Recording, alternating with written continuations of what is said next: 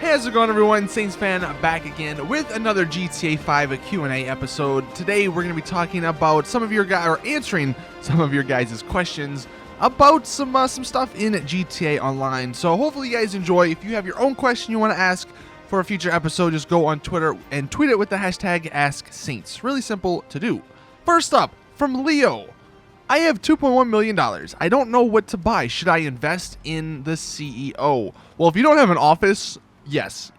The office, like having an office, is probably the single greatest thing to own in GTA Online. After that, probably either a buzzard or maybe a Hydra if you're good at flying one. But yeah, I would say totally buy a CEO office if you don't have one. I would start with the least expensive, the $1 million one.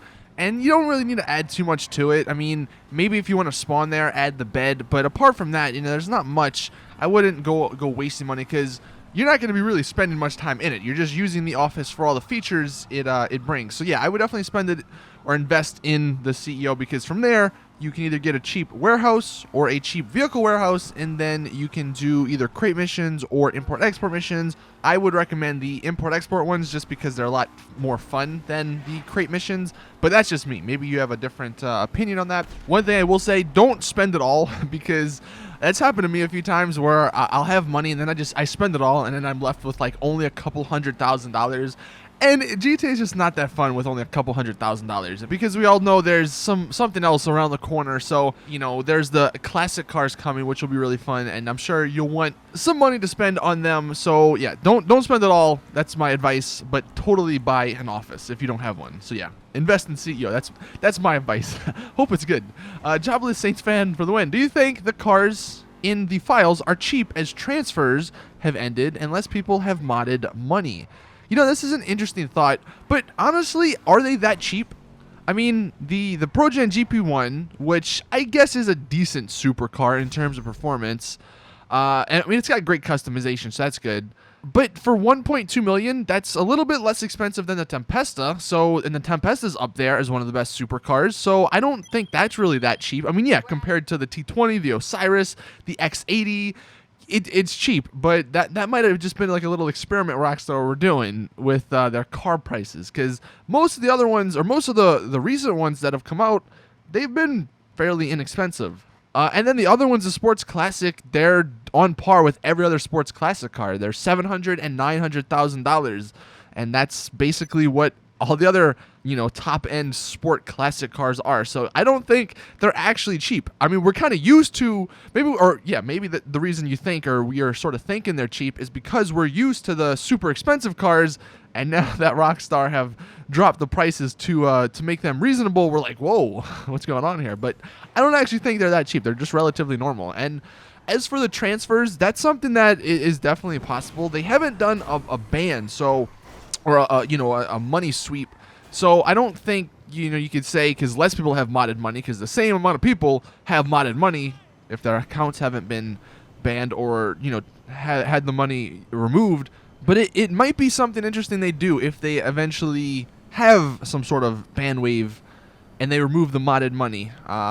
If somehow we could go back to have a normal economy in GTA Online, that would be like one of the greatest things they could ever do. But it's probably too late for that, so I wouldn't be expecting it. And your other question, do you think we'll get a car tomorrow? So the interesting part about this, and the reason I want to touch on this, is because the event is going through the 22nd, which means that it's not going to be ending on a Tuesday. The 22nd is this Wednesday. And normally, for the past few months, Rockstar have been ending these events and releasing cars on Tuesdays. But it wasn't always like that. I think for some period, they released cars on a Thursday. So maybe they're sort of transitioning to Thursday releases, or maybe even Friday releases, because about a year ago, they used to do the event weeks every Friday instead of every Monday or Tuesday or whatever they're doing now. So maybe they're extending the event week by a day so they can push the car release back by a day.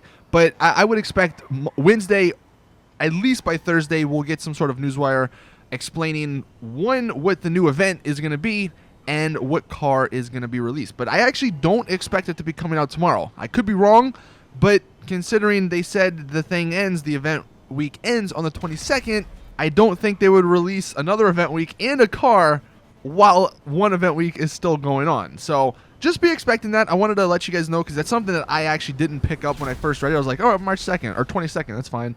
But then, yeah, it's a Wednesday, so it's kind of strange how they're doing that. So just be on the lookout. Maybe we'll see a car tomorrow, but I'm kind of leaning towards either Wednesday or Thursday. And speaking of the cars, Kaylee, how do you think the Turismo and the Infernus Classics will stack up in the Sports Classic class? Would you rather them be supercars? I definitely would rather them be supercars because as fun as they're going to be to drive in free mode, it kind of sucks that ultimately, I mean, not that I race often, but that's kind of what you compare cars against each other with, how good they are in races. Because if a car's not good in races, you're like, oh, well, it's not that good. Even though, it might have a lot of customization, it might be worth it, it might be fun to drive, it might sound good. But if it doesn't, compete, then it's almost like, oh, I already have a $2 million car. Why would I want to spend another $700,000 or $900,000? So I think I would have rather them been in the super class because maybe they would have been somewhat competitive. Where if they're in the Sport Classic class, you already know they're not going to be anywhere near competitive to sport or supercars. As for how they will stack up in the Sports Classic class, I mean, I'm hoping it'll be good. I have not done any testing. Look out for a video either today, maybe tomorrow, on testing of those cars because modders actually can get them now in online on PC. So, I might see if someone will spawn one of them or two of them in and we can do some testing at the airport. Kajan, why do you think Rockstar decided to add the returning players only content and the dunk of death? Misspelled it there. But yeah, no, I think, it's kind of obvious, really. They're adding it because it's already in the game and they haven't added it to online. Or at least they haven't added some of the returning players content to online. So it makes sense if they are, or if the rumors are true and they are working on Red Dead Redemption 2 or GTA 6 or, whatever the case may be, and there's less people working on GTA Online. Instead of making something completely from scratch, if something's already in the game, why not add it to online, So it makes total sense there.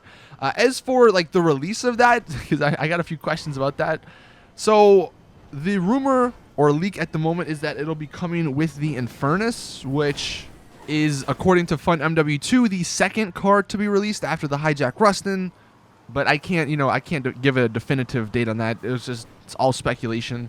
Amit, do you think that the Meriwether clothing will be in the Gunrunning DLC? So this is something I'm actually kind of interested in when it comes to the Gunrunning DLC. I don't know what they're going to do for new clothing because, while there are probably a lot of ideas out there for new military stuff, there's a lot of military stuff already in the game. So I'm wondering what Rockstar, have up their sleeve when it comes to the clothing. Maybe we'll get some actual army stuff. Maybe some of the stuff we saw in the Flight School trailer, maybe they take that from the military guys and actually give it to our characters in online. That would be really cool, but that is definitely one of the more interesting things. I'm looking forward to seeing what gets done regarding that DLC. Brandon, will you be expanding Rockstar logic beyond GTA 5? So a little update on that series. So yeah, I definitely think I will be. I don't know. I might take a week or so once GTA 5 or GTA Online Rockstar logic sort of slow down, which we're almost getting to that point. But I definitely want to continue it. Maybe we'll do some old school GTA 4, Red Dead Redemption. Once Red Dead Redemption 2 comes out, I think I'll start it back up and when that game comes out because it'll be really fun to see the goofy stuff that Rockstar add to the game. So for sure, I definitely have plans on expanding it beyond GTA 5. Martin, speaking of the Gunrunning DLC, what is my most anticipated part? That's a tough one, man. Honestly, I don't know if I have a true most anticipated part. I guess maybe the bunkers, just to see how or what that even is.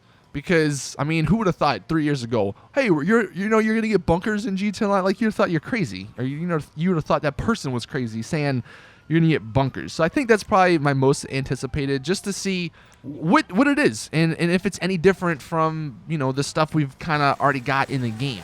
Raymaster, what or when might you think the DLCs will stop for GTA 5, or will the Gunrunners be the last? And also from Majestic Lemur, do you think GTA 5 will have a big send-off DLC or just end on a regular old DLC? Here's the thing. We always talk about this, but the fact is I get this question asked every single freaking day, man, almost. I'm hoping for a big send-off DLC.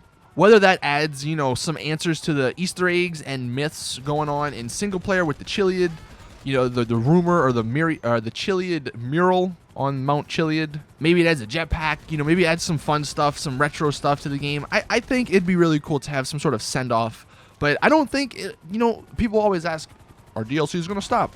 Until they announce GTA 6, I don't think DLCs are going to stop. They might slow down, because Red Dead Redemption 2 coming out this year, but I don't think they're going to, ever really stop. Just because so many people play the game, and it's such a different genre from Red Dead Redemption. So even after that game comes out, I still think we're going to see some sort of DLC. And then the final question from Dan, and I want to just ask you guys this. How many of you guys are still receiving free money from Rockstar? Because this guy says, what do you think, what do you think why Rockstar Games gives me for the 5 or 6? Okay, so it's kind of a confusing question here, but I guess he received the $250,000 like 5 to 6 times. He wants to know why.